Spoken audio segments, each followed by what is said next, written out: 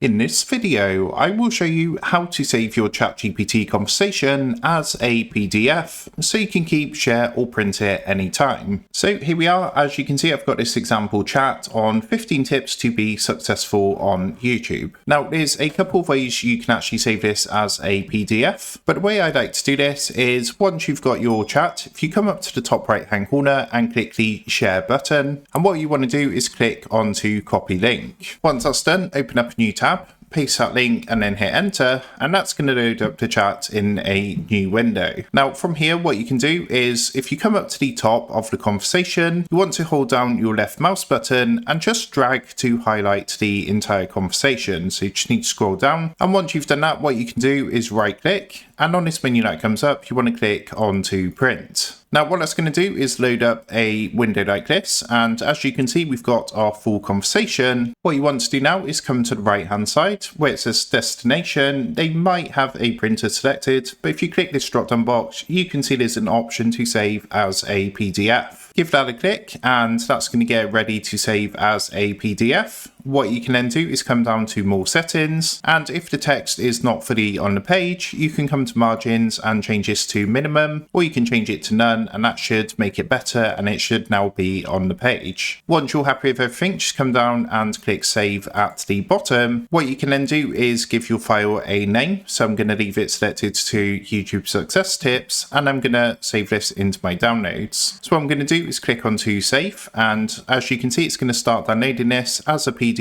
onto my computer. Once that's been saved, you can come down to your search box, type downloads into here to locate your downloads folder, and when you open your downloads folder, you should now have this saved as a PDF. And I'm just going to double click this. I've got Adobe, so this is going to open up in Adobe, and as you can see, here is our ChatGPT conversation saved as a PDF.